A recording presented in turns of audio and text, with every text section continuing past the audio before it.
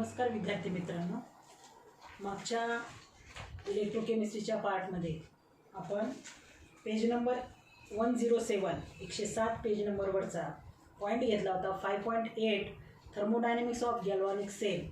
त्यामध्ये आपण पॉईंट सुरू केला होता 5.8.1 आणि त्यामध्ये आपल्याला शेवटचं जे इक्वेशन मिळालं होतं ते इक्वेशन होतं delta G not is equal to minus NF E naught cell. आणि त्याचा नेक्स्ट जो पॉईंट आहे तो आपल्याला एक्सप्लेन करायचा आहे की E naught cell is an intensive property.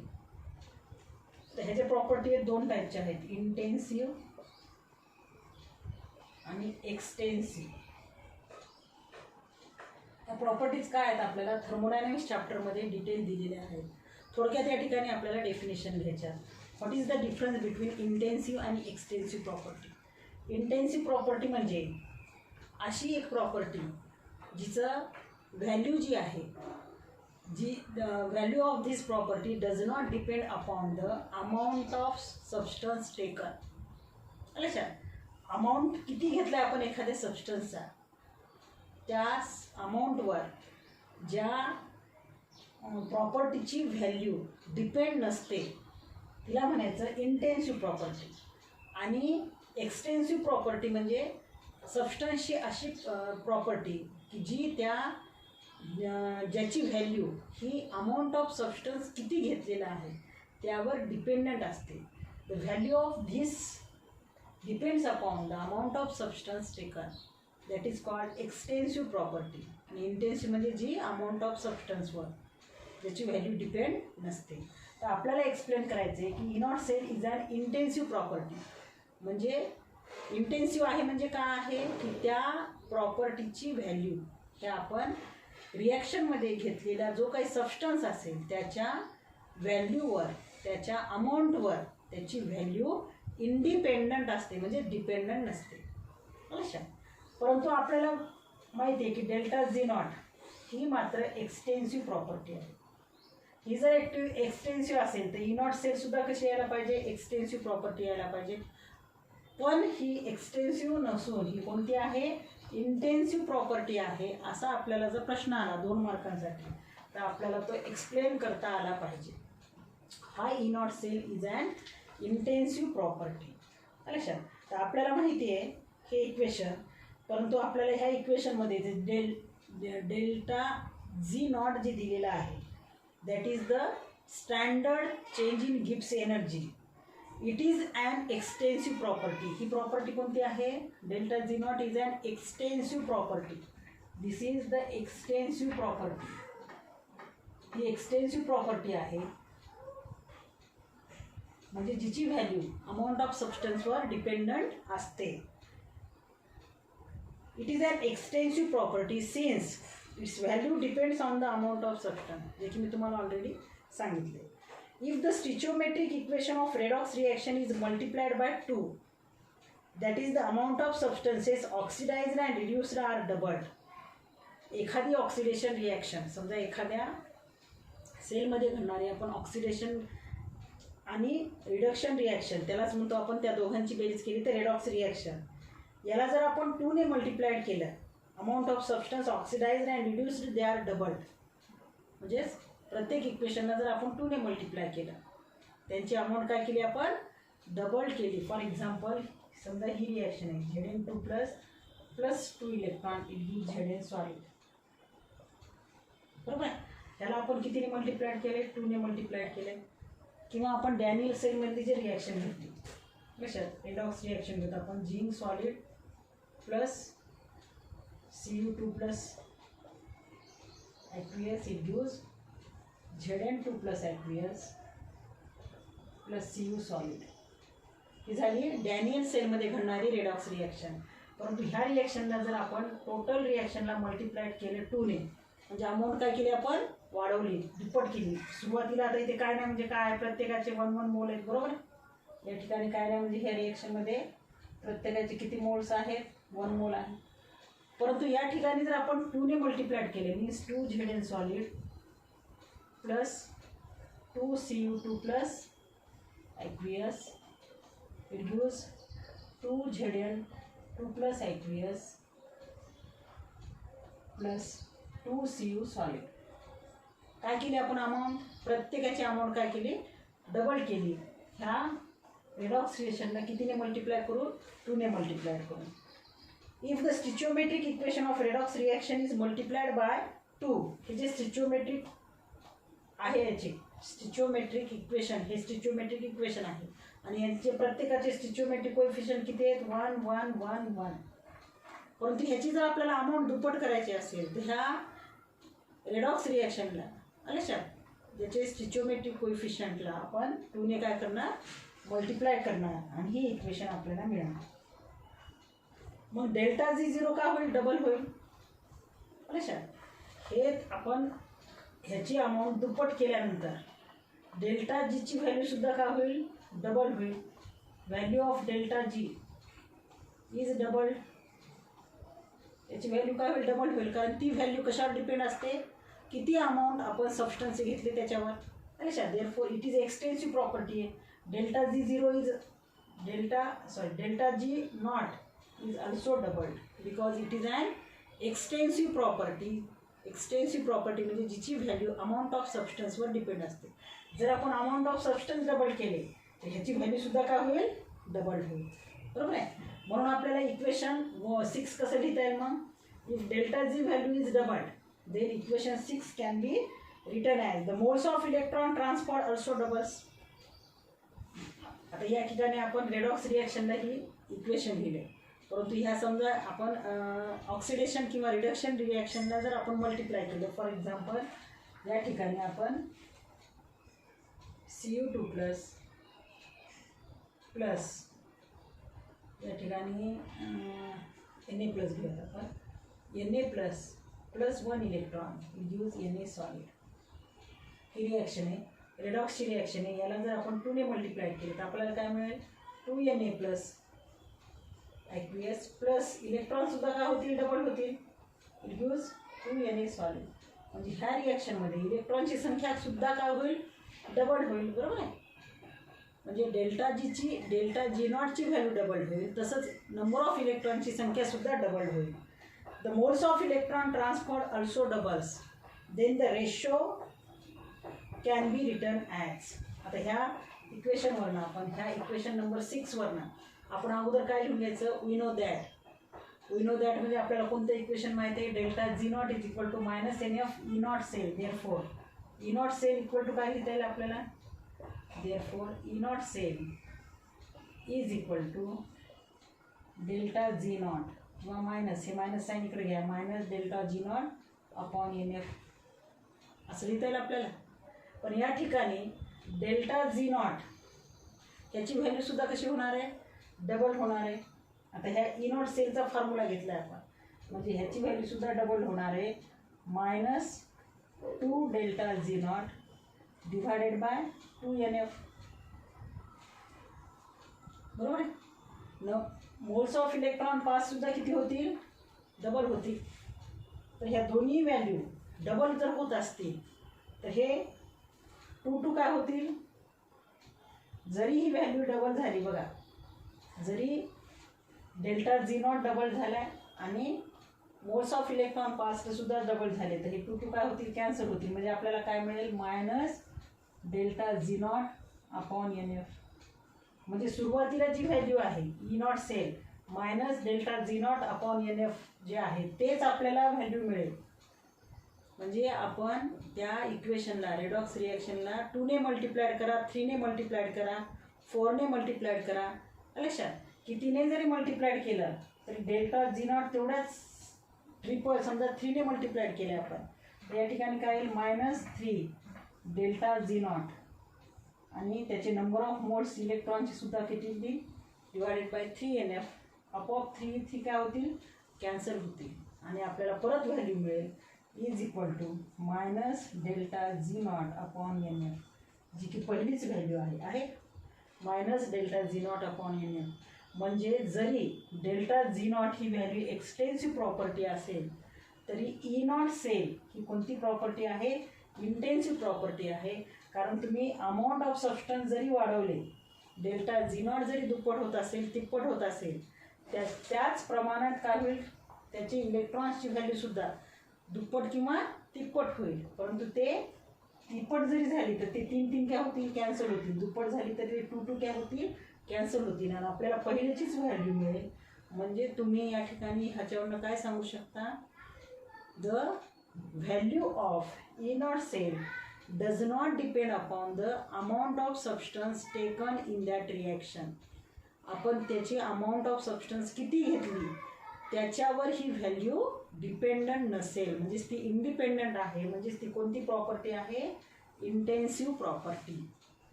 Thus E not cell remains the same. E naught सेलची व्हॅल्यू तीच राहणार. आलं लक्षात, दुप्पट करा तिप्पट करा, E not cell remains the same by multiplying the redox reaction by 2.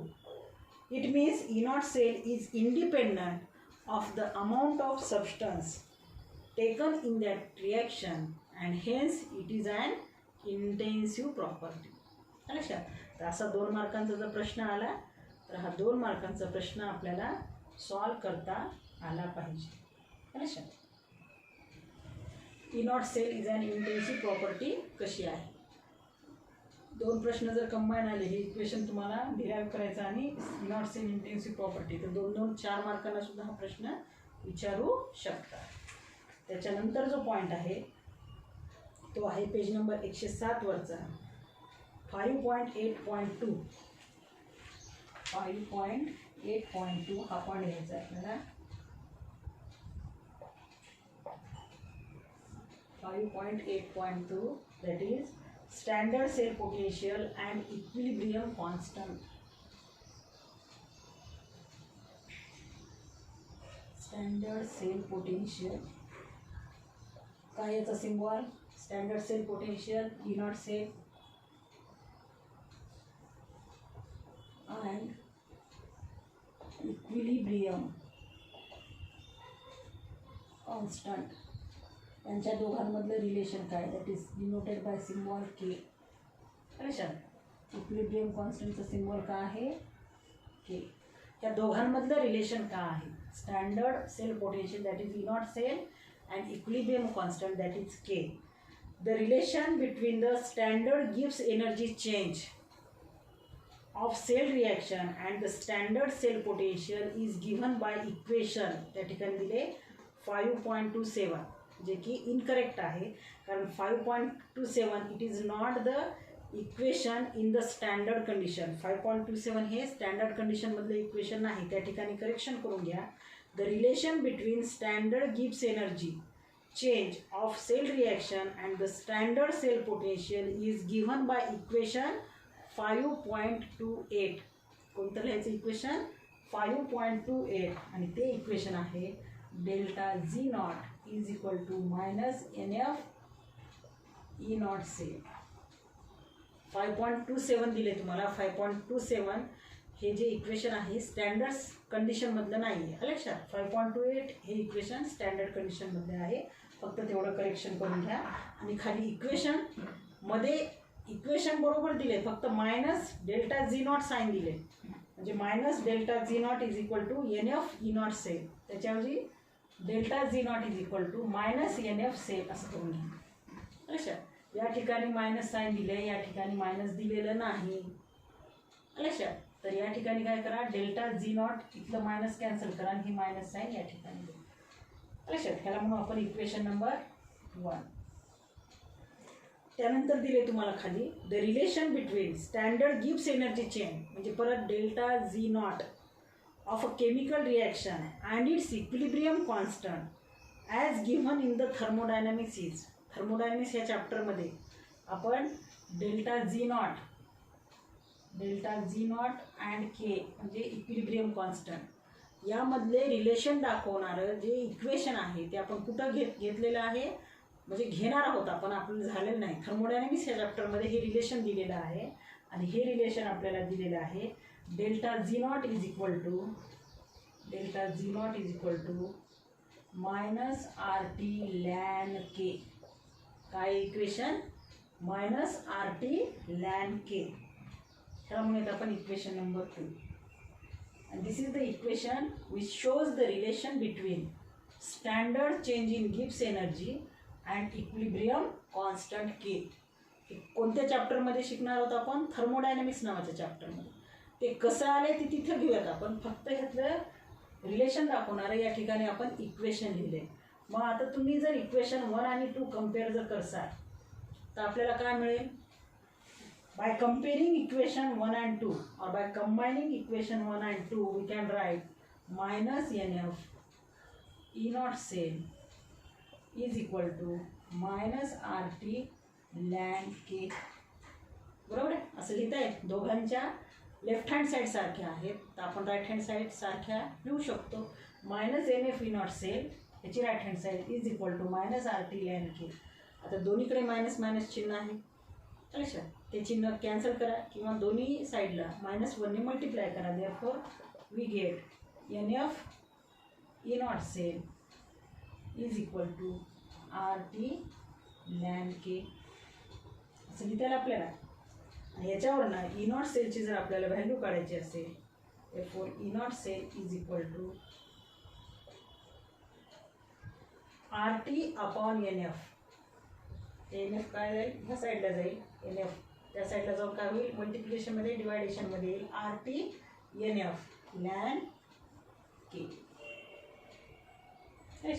आता ह्या लॅनला आपण कशात कन्वर्ट करू शकतो? लॉगमध्ये.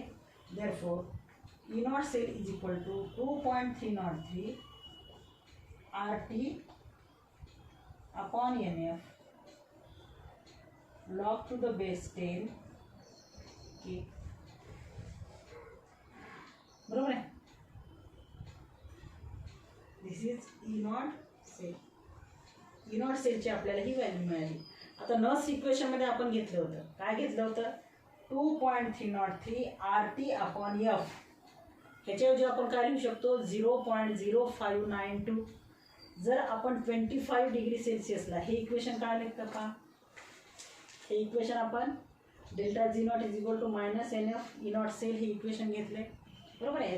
त्याच्यानंतर in thermodynamics chapter we get the this relation between delta G naught and equilibrium constant. That equation is delta G naught is equal to minus RT ln K. By comparing or by adding equation, by combining equation 1 and 2, we can get minus NF E naught cell is equal to minus RT ln K. दोन्हीकडे -1 ने multiply करा.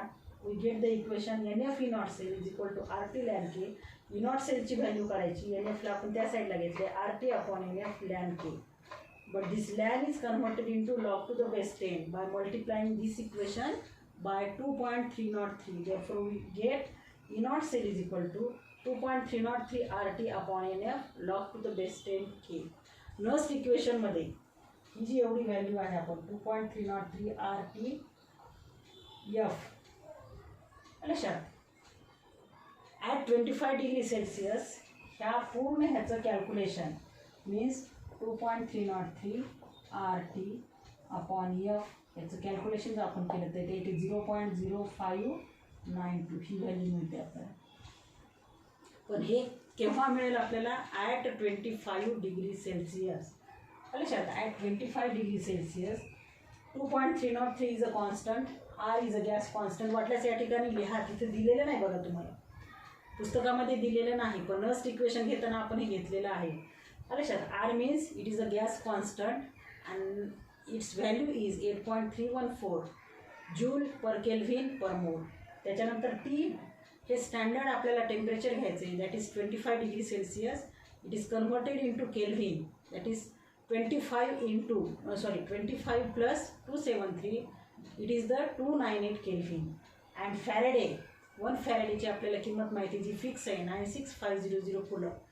ह्या सगळ्या values घेऊन लक्षात 2.303 into 8.314 into 298 divided by 96500 एवढं घेऊन जर तुम्ही कॅल्क्युलेशन केलं तर ती व्हॅल्यू एवढी मिळते आपल्याला. Therefore E naught cell is equal to काय मिळेल आपल्याला? 2.303 RT upon F. RT upon F याच्याऐवजी काय घेणार आपण?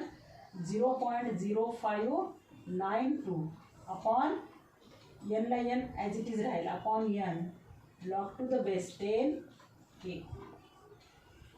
लक्षात आलं का? हे नर्स्ट इक्वेशन सारखंच आहे. 2.303 RT upon F ह्याच्या व्हॅल्यूज घेऊन आपण ह्याचं सिम्प्लिफिकेशन केलं, त्याचं कॅल्क्युलेशन केल्यानंतर आपल्याला व्हॅल्यू मिळते 0.0592. म्हणून आपण E naught cell is equal to काय घेऊ शकतो, 0.0592 अपॉन एन ला एन तसंच राहील. N means number of moles of electrons involved in the cell reaction. Therefore E naught cell is equal to 0.0592 upon F log to the base 10 K. हे आपल्याला equation मिळेल आणि हे इक्वेशन आपल्याला उपयोगी पडेल कॅल्क्युलेशन करण्यासाठी E naught सेलचं.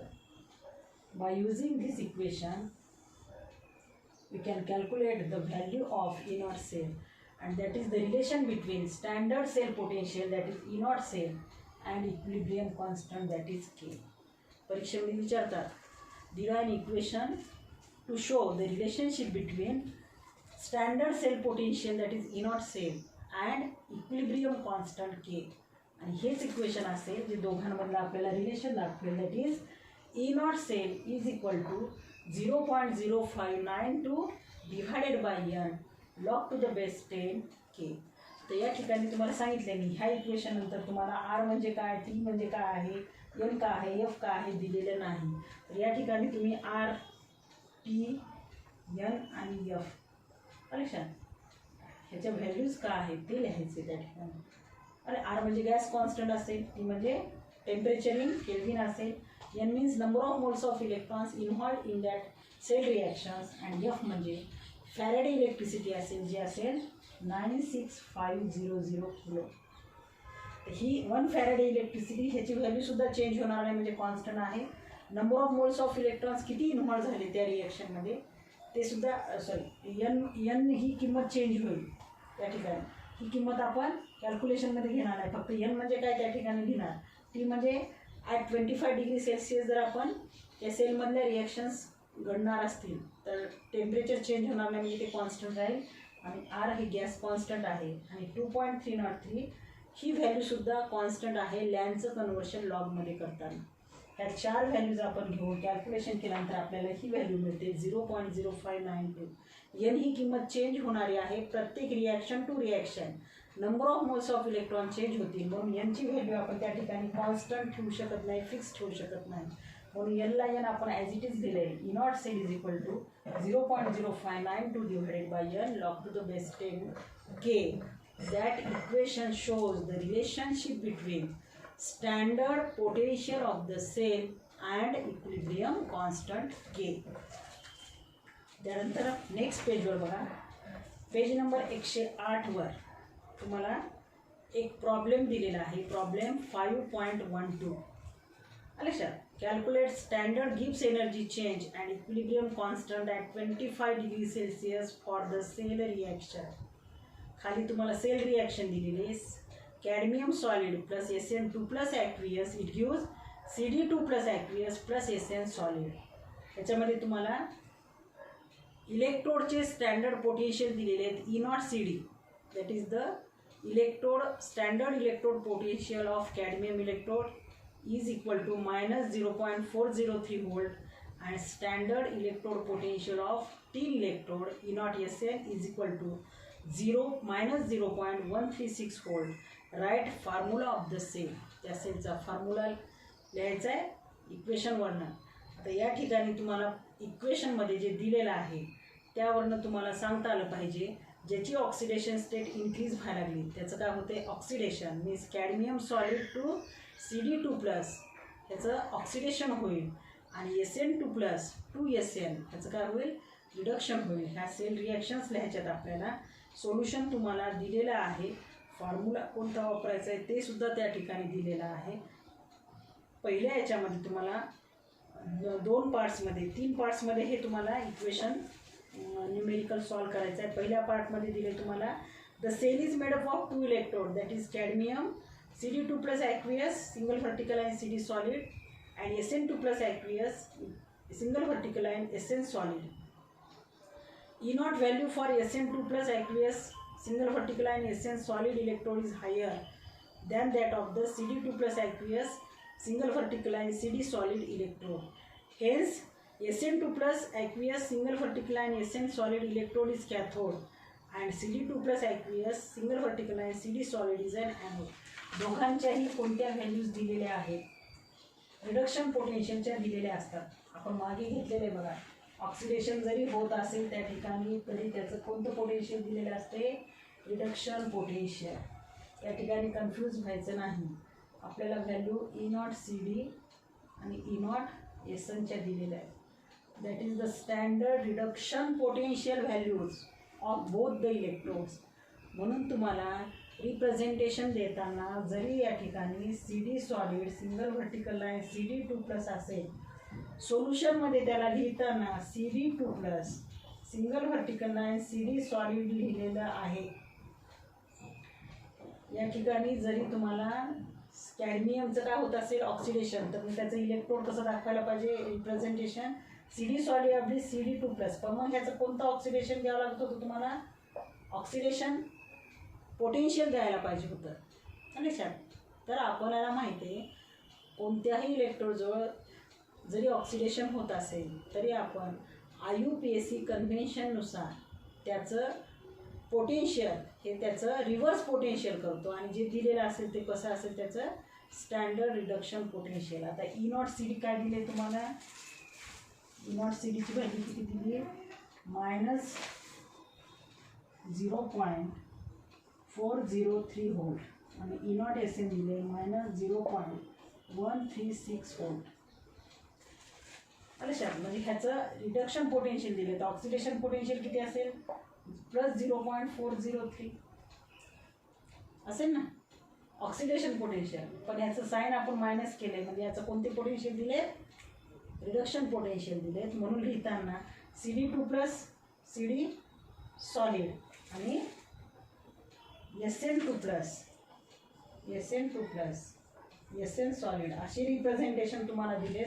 म्हणजे दोन्ही इलेक्ट्रोड पोटेन्शियल आहे, इलेक्ट्रोड कॅथोड म्हणून ॲक्ट होतात आणि त्यांच्याजवळ घडणाऱ्या रिॲक्शन रिडक्शन रिॲक्शन आणि त्यांचे दिलेले standard reduction potential that is called standard potential.